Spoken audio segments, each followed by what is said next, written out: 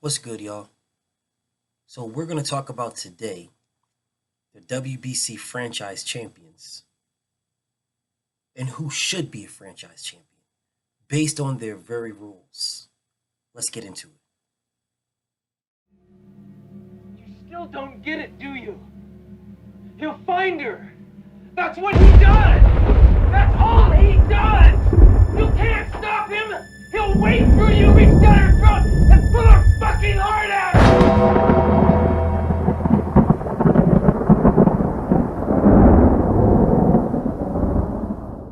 So I talked about knowing the rules of the WBC franchise duck belt. So let's go through them again. Rule 3.26 of the WBC rules and regulations is what created the franchise duck belt in the first place. It's a belt that the idea of it makes sense.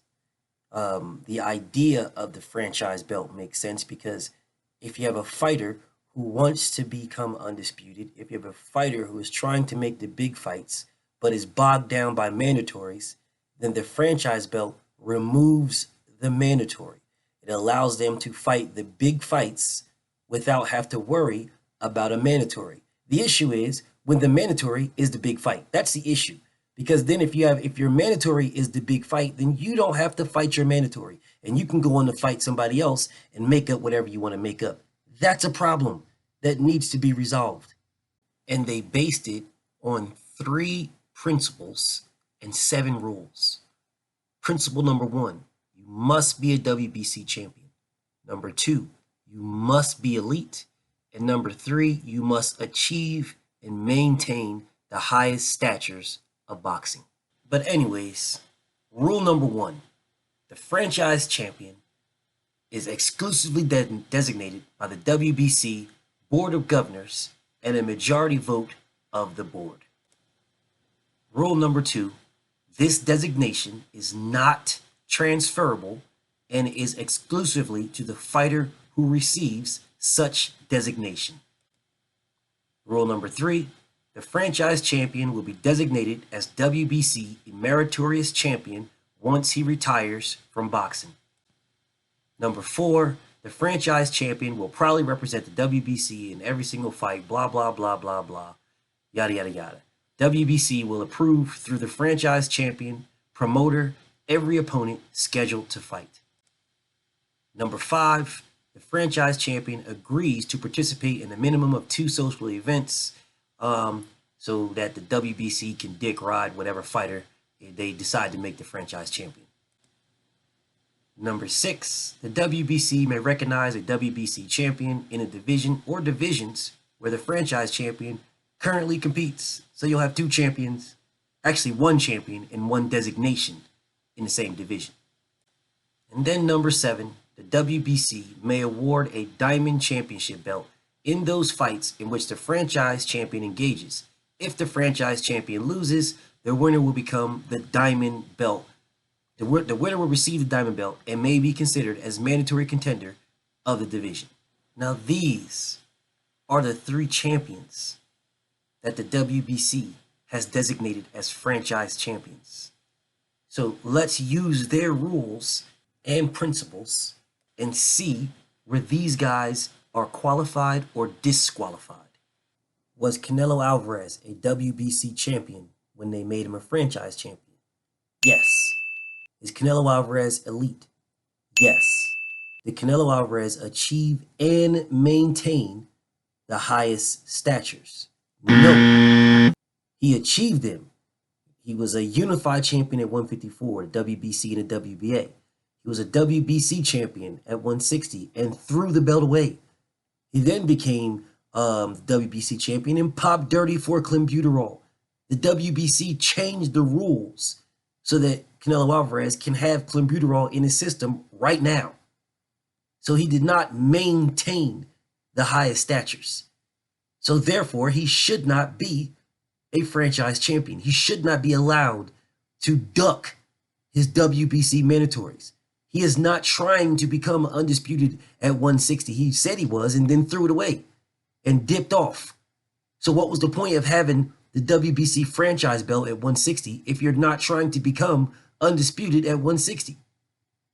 So Canelo Alvarez is off of this list by their very own rules and principles. Vicente Machinko. Was he a WBC champion when they franchised him? Yes. That was the first time he ever held a WBC belt in his entire career. Was he elite? Yes. Did he achieve and maintain the highest statures? Well, yes and no. He achieved them. He was a champion at 3 weight classes. Did he maintain his championship level at 3 weight classes? No, he vacated. Someone else holding those belts. So that's against the maintain. Did he fight the top dudes? No. Is that his fault?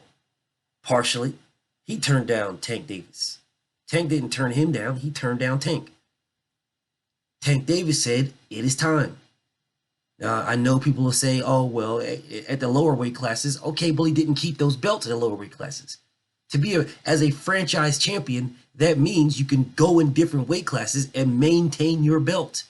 That's what it means. So they made him a franchise champion. So why can't he go back down to 126, 130 and get belts? He was a franchise champion. No one told him to remain there. Oh, I want to become undisputed. Okay, that's fine. But then you killed yourself because you transferred it to Teofimo Lopez. You went against your rules. You transferred the belt. A non-transferable belt, you transferred it to Teofimo Lopez. So then, were you the franchise champion? I beg to differ, sir. I beg to differ. I will say you was a champion, not the franchise champion. You did nothing to become the franchise champion for the WBC. Nothing. That was the very first time you were ever a WBC champion in your entire career. You never fought anybody else for a WBC belt, ever. It was always the WBO and then the WBA. You just fought for the IBF when you got to 135, where you're claiming that you're too small for the weight class. Stop it. You got the WBC belt to duck Devin Haney. Period. So no, you're not a franchise champion, and neither is Teofimo Lopez. Teofimo Lopez, by the rules, is a diamond. He's a WBC diamond champion and the mandatory to Devin Haney. And newly crowned franchise champion, Juan Francisco Estrada. Is he a WBC, or was he a WBC champion? Yes. Is he elite? Yes. Did he achieve and maintain the highest statures? Yes. Juan Francisco Estrada meets all the criteria. And I understand that we're sour on the WBC franchise title. We're sour on it at this moment. But if you look at just simply the rules, Juan Francisco Estrada meets them all. He meets all the criteria. He lost to Rungvisai in 2018, but he came right back around in 2019 and beat him for the WBC title. Then he defended it twice to include Carlos Quadros. Then he unified against Roman Gonzalez. Now, right now, they created a tournament. They made him the franchise champion, so he doesn't have to fight Rungvisai right now. But then they made, because Rungvisai is mandatory, but then they made a tournament where he is going to fight Roman Gonzalez again in a rematch. A trilogy. And the winner of that is going to end up fighting the winner of Rungvisai versus Carlos Quadros. So what we're going to have is these guys fighting each other anyway. So they jumped the gun on making him a franchise champion. They could have waited until this tournament is over with, and the winner of that tournament would have been the franchise champion, because then Estrada would have fought Roman Gonzalez three times, and Rungvisai 3 times. And if Carlos Quadros won, then he would have fought Carlos Quadros 3 times. So he is well deserving to be a WBC franchise champion, and he would have unified. So then that would leave him the opportunity to not worry about mandatories with the WBC and just go after the IBF and the WBO titles to unify to become undisputed at that division. So Estrada becoming a franchise champion is actually accurate, and it actually follows their rules. Now, they jumped the gun a little bit because they could have waited until this tournament is over, but I'm okay with him becoming a franchise champion. But let's talk about the people who should be franchise champions. This is my order. From least to greatest, who should be franchise champions, who meet all the criteria and follow the rules. 5. Jose Carlos Ramirez. He has been defending or fighting for some version of the WBC belt since 2015. He is a unified champion. He is about to fight for undisputed. He's clearly an overlooked fighter, clearly overlooked. I have no idea why he is being disrespected so much. I have no idea. This man should be a WBC franchise champion. He should be allowed to move up and down in weight and still maintain whatever he wins. He wins, whatever that is. He should be allowed to do that. If he beats Josh Taylor, he should be allowed to move up and down in weight and be a franchise champion. He's been holding on to some version of that belt since 2015. No issues, no clenbuterol, no drugs, none of that. Fighting the top guys. He should definitely be a WBC franchise champion. 4. Artur Beterbiev. He's a unified champion, the IBF and the WBC, and he has defended it already. He is clearly trying to become undisputed. He should not be tied down with mandatory titles for the WBC. He's clearly trying to get that smoke. He should clearly be a WBC franchise champion. And the only reason why I have him one step higher than Jose Ramirez, because Jose Ramirez is about to fight for undisputed. If Jose Ramirez was not fighting for undisputed, then Artur Beterbiev would be 5 and Jose Ramirez would be 4. 3. Mr. Gary Russell. He is the longest reigning champion in boxing. He has been the WBC champion since 2015, the real WBC champion. He has defended his belt 6 times. Well, going on 6 times. All number one contenders, all of them mandatories. I don't know what criteria the WBC is looking for. I have no idea what they are looking for to not have Mr. Gary Russell as a WBC franchise champion. It's an absolute disgrace to not have this man as a WBC franchise champion. I have no idea where he does not fit the criteria. He is the longest reigning champion, and it's with the WBC belt. He is the elite of the elites. He has achieved and maintained the highest statures. He's beat nothing but number 1 contenders and mandatories since 2015. It gets no higher than that. He has called for all the smoke with everybody. No one is giving him a shot. He wants all smoke. He's been trying to get all smoke. There is no way in hell that this man should not be a WBC franchise and allowed to just go about his business and just say, all right, I'm the man here, and I'm going to go try to get this one and this one and this one. Or I'm going to move up and try to get this one, or move down. No way in hell should he be disrespected by not being a WBC franchise champion. 2. Errol Spence Jr. Errol Spence has told the entire face of the earth what he is doing. He is not leaving the welterweight division until he becomes undisputed. He's already said that.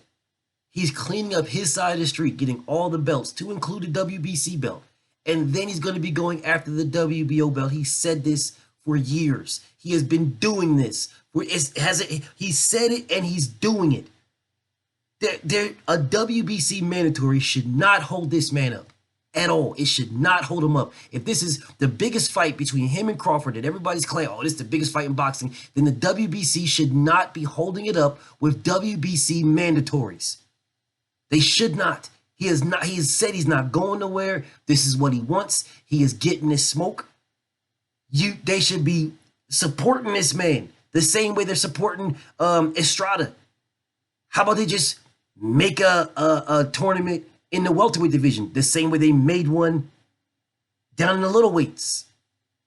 You can get this done. This man has said he ain't going nowhere. He should not be tied up with a WBC mandatory. He should not. He is a WBC champ. He is the elite of the elites. It gets no better. He has achieved and maintained, even through a fucking car accident. He came right back and fought the mandatory. Didn't fight a tune-up. He fought the WBC mandatory off of a car crash where he could have died. If that is not maintaining the highest statures, then I don't know what the definition is. 1, Jermell Charlo. He is one belt away from undisputed, and the WBC mandatory should not get in the way. This is the epitome of what a franchise champion should be right here. This is it. This is it. He's got 3 belts. He's got 3. He is trying to get the 4th. The WBC should not interfere in no way, shape, or fashion. Make this man the franchise champ. Make the number 1 and number 2 guys fight for the WBC belt, and then let Jermell come back and clean that up after he gets the WBO belt. I mean, because that settles it all. There is no way, shape, or fashion that there should be any hindrance in this. This man has been the WBC champion forever. And it's consistent in multiple weight classes. Champion in multiple weight classes. He is as elite as they come in a division where the elites are fighting. All the elites are fighting. It's not just one elite. All the elites are fighting. He has achieved and maintained it all. He lost it, got it right back, and is maintaining it and then added more. It gets no better than this. All right? This is the definition. Jermell Charlo is the definition of a franchise champion. He should be that right now, without question. Bftb. Shout out to the LDBC. And I'm out.